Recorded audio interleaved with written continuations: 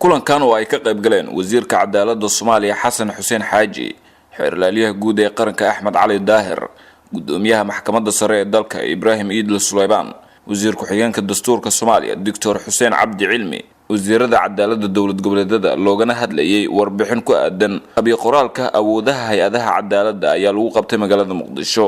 kulankan oo ahaa mid wada tashi ah ayaa waxaa soo qaban qaabiyay wasaaradda cadaaladda xukuumadda federaalka ee Soomaaliya, iyadoo muddadii uu socday lagu dhageystay warbixin ay soo jeediyeen guddiga farsamada oo ku saabsan awoodaha hay'adaha cadaaladda iyo shuruucda kala hagaysa garsoorka iyo maxkamadaha dalka iyo qodobo kale. kulankaas oo ay sidoo kale ka qayb galeen wasiirada cadaaladda dowlad goboleedyada, wakiilo ka kala socda asluubta, maxkamadaha iyo cadaaladda, waxaana la isku afgartay in la dardargeliyo talooyinka wax ku oolka ee lagu hagaajinayo cadaaladda. wasiirka cadaaladda xukuumadda federaalka Soomaaliya mudane Xasan Xuseen Xaaji ayaa markii uu soo dhamaaday kulankaasi la hadlay warbaahinta, waxaana uu sheegay in waxyaabo wanaagsan ay ka soo baxeen kulamadaasi. waxaan u mahadcelinayaa wasiirada dowlad goboleedyada oo hadda maanta halkan la joogay iyo guddigii farsamo oo 3 bari halkan fadhiyay. guddigaas oo ka shaqeynayay hanaanka cadaaladda Soomaaliya qaadanaysay sidoo noqonayo.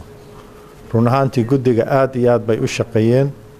guddiga waxay ka koobnaayeen dad garyaqaano ah oo shuruucda ku takhasusay, dad maxkamadaha ka shaqeeyo, dad xeerlaaliyaal ah iyo qareena. run ahaantii waxay fiiriyeen qaabka cadaaladda dalka ay noqonayso. aad bay u shaqeeyeen guddigaas. qabiya qoraal bay soo diyaariyeen. qabiya qoraalkaas baan hadda ku dul shaqeynaynay.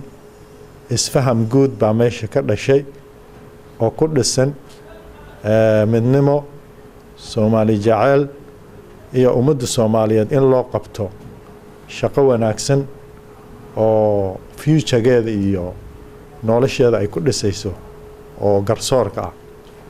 wasaaradda cadaaladda ayaa wada dadaalo lagu horumarinayo cadaaladda iyo garsoorka dalka. kulankan kiisa xiga ayaa lagu qaban doonaa magaalada Jowhar ee xarunta dowlad goboleedka Hirshabelle. Axmed Cumar, warbaahinta qaranka Soomaaliyeed, magaalada Muqdisho.